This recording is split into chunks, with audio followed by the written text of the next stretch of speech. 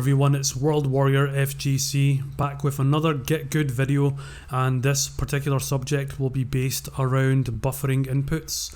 So let's take a look at it. Buffering inputs. Okay, so buffering inputs, what we're going to look at is buffering specials from normals. So you can see here, I'm pressing standing medium punch and fireball, and all you're basically seeing is the standing medium punch. This is because the standing medium punch is not making contact with Akuma's body. So if it does make contact, this is what happens. So I'm preemptively pressing fireball with the medium punch. So this is what you get out of it. Now, a lot of times you'll see Ken players basically getting the standing medium punch into a hard kick tatsu. Like, a lot of the times, me personally, I would like to hit confirm it. So when I'm really sharp and I'm really on my game plan, I'm always, I'm always pretty much hit confirming. But if it's later on the session, maybe I've had too many sets, I like to just buffer it instead when I get lazy. So this is how it's basically done. So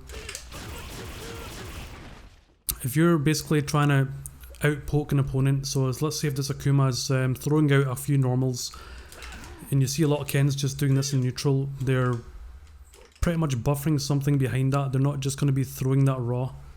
There's a reason behind these normals. One common thing that I find in a lot of Ken players' gameplay is when they're in a neutral like this and they're just, exchanging, they're trying to feel the opponent out, they're trying to get an idea of what kind of buttons he's pressing.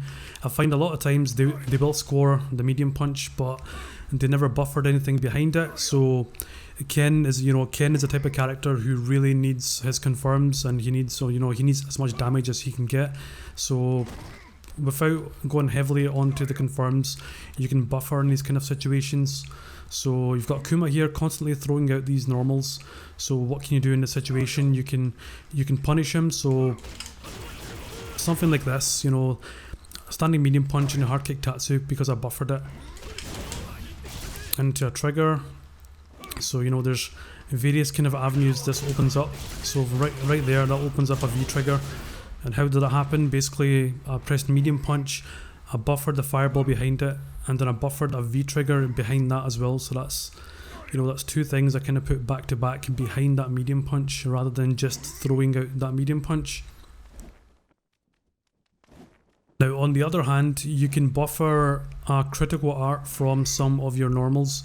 So, for example, if you do something like a crouch medium punch, this is quite a common kind of hit confirm with Ken, but the way that this kind of works is you press crouch medium punch and you press quarter circle forward twice, but you don't press the kick unless you're confirming the actual hit. So I'll show you what I mean.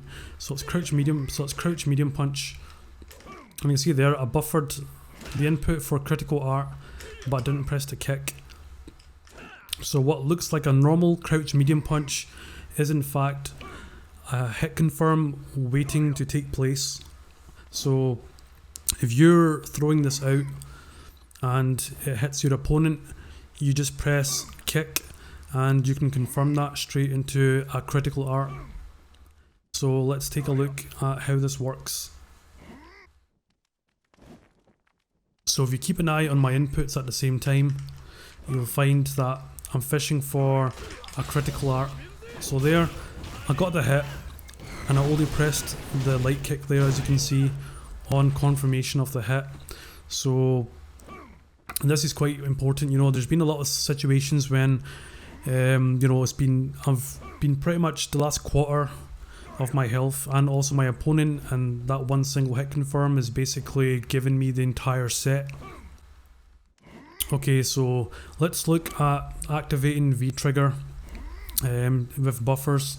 So one of the most useful ones with Ken is essentially just crouch medium punch into trigger. So you're trying to feel out your opponent and you're looking for an opening and you can't find one. So something like this. So as you can see, I'm buffering my trigger behind my medium punch. Okay, so it's not coming out and it's only going to come out on contact. Now the best thing about it is, even if the opponent blocks and you activate this trigger, you're still safe on block. So crouch medium punch is always a good way to activate your trigger, so you can do something like this and just, you know, just get the party started fairly quick. Okay, so another decent buffer with Ken is his standing medium kick into trigger. The standing medium kick on its own, it's safe, you know, it's not something that can be punished on block.